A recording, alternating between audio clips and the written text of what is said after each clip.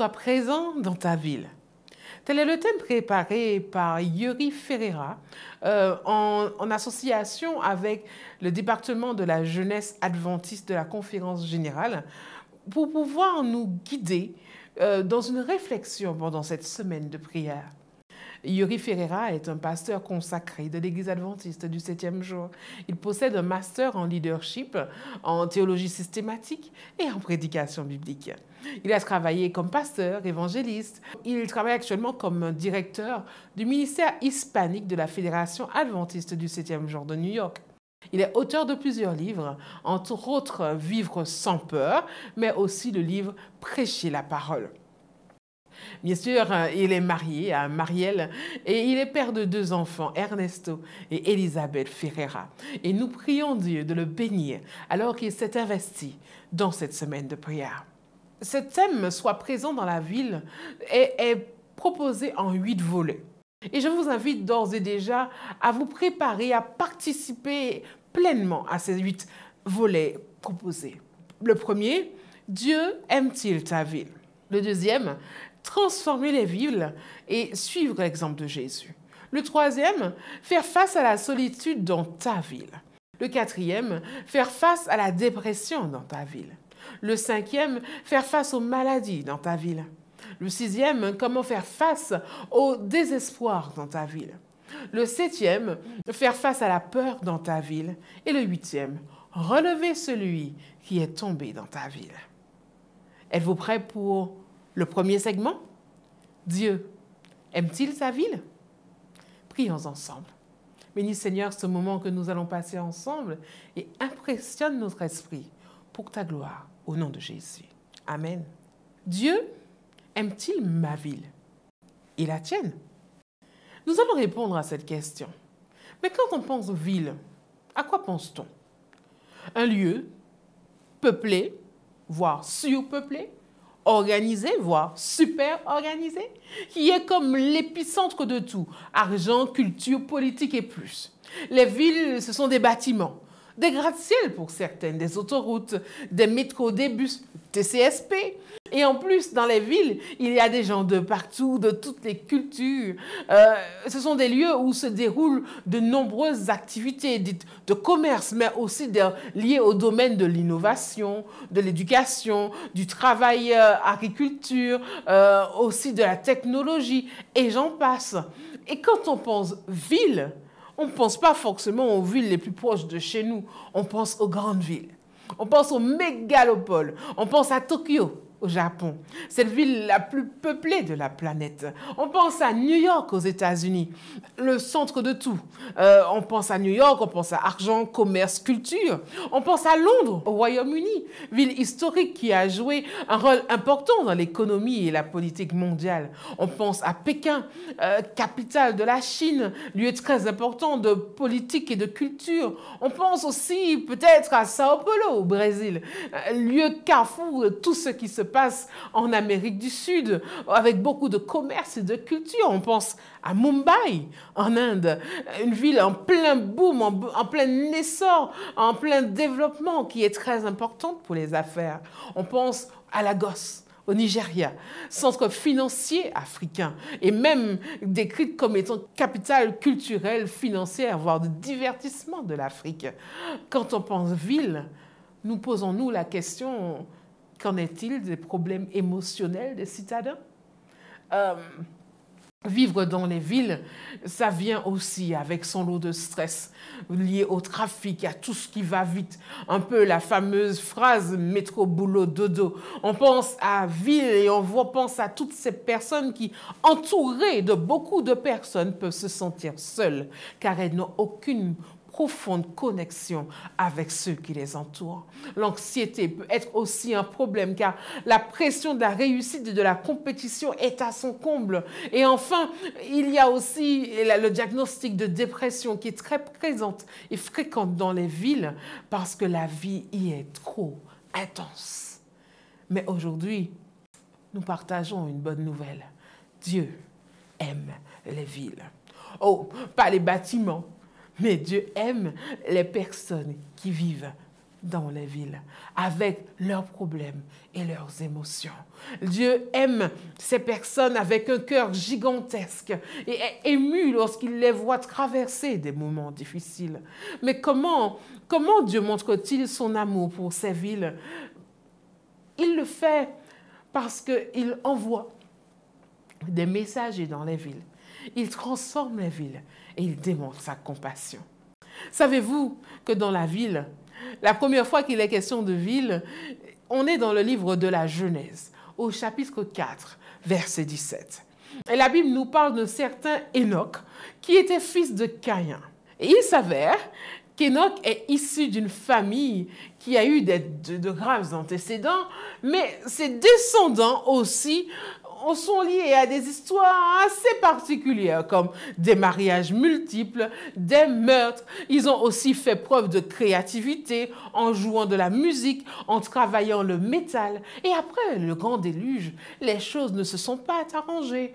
Les petits-fils de Noé, notamment les fils de Cham, ont commencé à construire des villes de la pire espèce. Genèse 10, versets 6 à 12 nous en parle. Et le point culminant a été la construction de la tour de Babel dans le but de devenir célèbre. Mais dans la Bible, il y a d'autres villes. Les plus célèbres sont Babylone, Ur en Chaldée, sont Sodome, sont Gomorrhe, sont Ninive, sont Jéricho ou encore Jérusalem. La majorité de ces villes sont connues comme étant épicentres du mal et du péché. Mais étonnamment, malgré tous ces désastres, Dieu pardonne pas les villes et leur envoie des messagers avec un message de compassion et une opportunité, une occasion de changer. Quelle histoire qui vous vient à l'esprit? Moi, celle qui me vient, c'est celle de Jonas. Dieu va dire à Jonas d'aller où? À Ninive. Pour leur donner quoi? Un avertissement. Or, Ninive est un endroit extrêmement violent et malfaisant. Vous pouvez retrouver cela dans Nahum, chapitre 3, verset 1er. Imaginez à quel point ils étaient mauvais. Un ancien manuscrit raconte que les rois de Ninive attrapaient leurs ennemis, et attention, ils les brûlaient littéralement après leur avoir enlevé la peau. C'est complètement fou. Et même malgré toute leur violence et leur méchanceté, Dieu ne veut pas les abandonner sans leur donner une chance de changer. Il va donc envoyer Jonas, un prophète, pour les avertir. Et à la grande surprise de Jonas, la ville de Ninive s'est repentie. Amen. Jonas 3, versets 5 à 10 nous le dit. Saviez-vous que Dieu veut aussi voir le changement et la repentance dans les villes en 2024, dans nos villes? Mais pour cela, il envoie des messagers. Il nous dit dans Ézéchiel 33, verset 11, « Dis-leur, je suis vivant, dit le Seigneur, l'Éternel. Ce que je désire, ce n'est pas que le méchant meure, c'est qu'il change de conduite et qu'il vive. Revenez. Revenez de votre mauvaise voie. Et pourquoi mourriez-vous, maison d'Israël? Faites demi-tour, changez de voie ou revenez à des sentiers qui sont pour votre salut. Mais attendons, ceci ne s'est pas produit seulement dans l'Antiquité. Dieu veut du changement aujourd'hui, en 2024. C'est comme s'il disait, je ne veux pas passer à côté de ce qu'il y a de bon dans les villes. Je veux qu'elles se repentent et qu'elles changent pour le meilleur. Je t'invite, toi qui m'écoutes, à penser à ta propre ville. Je ne sais. Fort-de-France, Pointe-à-Pitre, Cayenne pour les plus grandes des Antilles-Guyane et autres ailleurs pour ceux qui nous écoutent de plus loin. Ta ville, elle est peut-être remplie de bonnes choses. Et il est probable qu'elle ait ses propres préoccupations, comme ses propres conflits, ses propres crimes et toutes ces émotions intenses. Mais Dieu continue d'envoyer des personnes dans ta ville pour montrer de l'amour et dire « Je suis là, changeons cela ensemble ». Si tu te demandes aujourd'hui si Dieu se préoccupe de ta ville, la réponse est simplement oui, clairement, oui, il s'en préoccupe. Dieu veut que chaque ville soit un lieu où les gens peuvent vivre dans la paix et la prospérité et l'harmonie. Il est prêt à utiliser des personnes comme toi, comme moi, pour y parvenir. Alors, impliquons-nous, implique-toi, participe au changement dans ta ville. Tu es jeune, Dieu a la capacité de te transformer pour transformer les villes, même les plus rebelles et les plus folles, parce que c'est tout simplement de l'amour en action. Amen. Dieu n'envoie pas simplement des messagers, mais il fait preuve d'empathie à l'égard des habitants des villes qui traversent des situations difficiles. À l'exemple de Jésus, dans Matthieu 9, versets 35 et 36, où il est décrit Jésus qui parcourait toutes les villes et les villages, enseignant dans les synagogues, prêchant la bonne nouvelle du royaume et guérissant toute maladie et toute infirmité. Voyant la foule, la Bible nous dit que Jésus fut ému de compassion pour elle, parce qu'elle était languissante et abattue, comme des brebis qui n'ont point de berger. Avoir compassion, cela veut dire réussir à se mettre à la place de quelqu'un d'autre et comprendre ses problèmes et ses souffrances. Oui, Dieu a une profonde sympathie pour les habitants des villes, surtout lorsqu'ils traversent des moments difficiles. Alors, imaginez, si ta ville est un lieu de chaos, ou un lieu où on a parfois l'impression que tout est confusion, où les gens sont seuls, stressés, malades ou toute autre chose, Dieu reste là. Jésus lui-même se déplaçait dans la ville. Il était là pour leur dire, je suis là pour vous. Je suis présent avec vous dans votre ville. Vous n'êtes pas seuls. Alors, aujourd'hui, j'aimerais t'inviter. La prochaine fois où tu te sens dépassé par ce que tu entends qui se passe dans ta ville, par ce que tu vois qui se passe dans ta ville, par ce que toi tu as fait comme expérience négative dans ta ville, rappelle-toi que Dieu est présent, qu'il a de l'empathie pour toi et pour tous les autres. Quel que soit le désordre du monde, Dieu est prêt à être là et à prendre soin de nous. C'est de l'amour en action. Amen. De l'amour en action. Il a envoyé des messagers, il démontre de la compassion, mais Dieu aussi, par son amour, est un expert en matière de rénovation. Quand sa grâce se met en action, tout, mais tout peut changer. Amen. Si tu penses que ta ville a besoin de changements particuliers, rappelle-toi que c'est Dieu qui sait transformer les choses, qu'il est comme un artiste en action qui est prêt à tout améliorer à coups de pinceau. Dieu a un amour spécial pour toi qui vit dans la ville.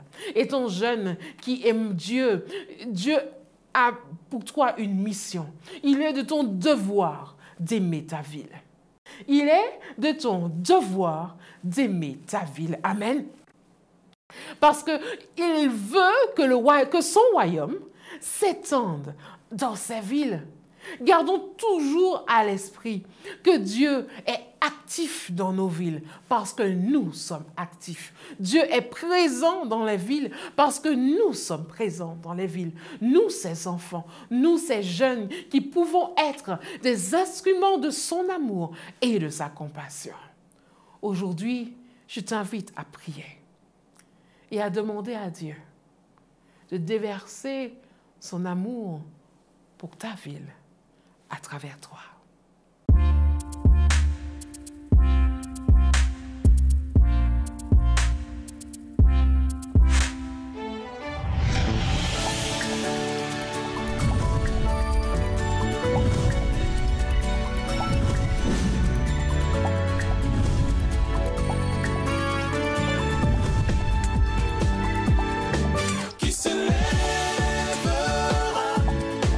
Qui m'annonce